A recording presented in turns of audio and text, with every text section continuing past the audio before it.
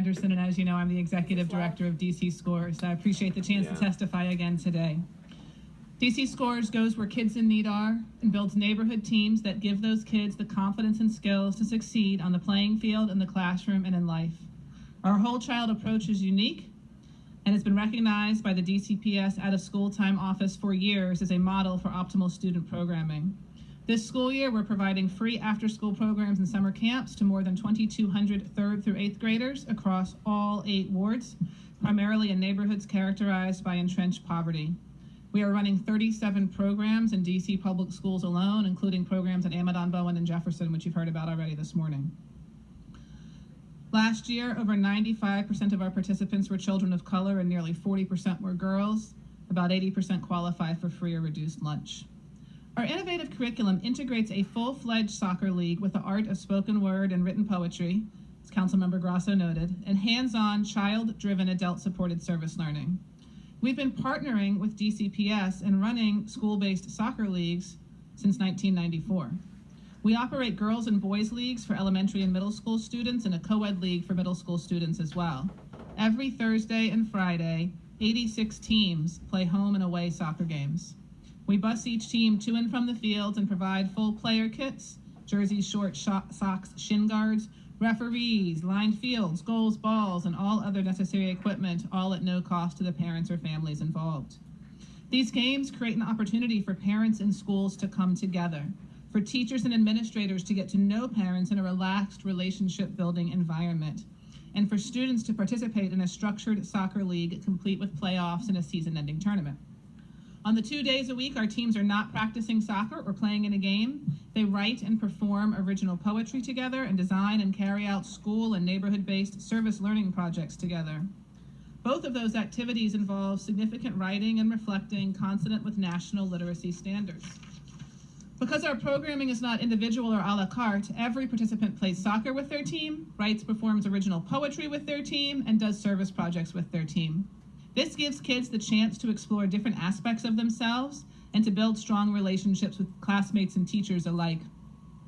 I could give story after story about individual kids whom this has benefited. Let me just share 2. Students like Keon, and I've changed his name for privacy, at J.C. Knoll. Keon was known as a runner by 2nd grade, a kid who was frequently in the hall due to bad behavior and bad choices in the classroom. After he joined DC Scores in 3rd grade, his classroom behavior improved dramatically, so dramatically that he came to be seen as a leader. Teachers commented on it. But after his 5th grade fall DC Scores season, due to some combination of things happening in his life, his season was cut short and he was no longer participating in DC Scores. Pretty quickly, he began reverting to his old behaviors. Keon's DC Scores coach told him that his ability to rejoin our team was on the line and that if he wanted to participate, his behavior needed to change, and quick. Keon promised his coach it would, and he then took the initiative to talk to each of his teachers about changes he was willing to make in order to be part of a DC Scores team again in the spring. And he kept his promise. That spring season, Keon not only rejoined his DC Scores teammates, he found himself being a leader in the class and focused on mastering the 5th grade content. Another example is students like Edwin at Marie Reed. A recent immigrant, Edwin started Marie Reed speaking very little English and was very uncomfortable in that new environment. He joined DC Scores because we play soccer, and soccer doesn't require much language skills. But we don't just play soccer, right? Kids in our program have to write and perform poetry too. Edwin's DC Scores coaches knew that he was going to need some literacy support. They buddied him up with a teammate.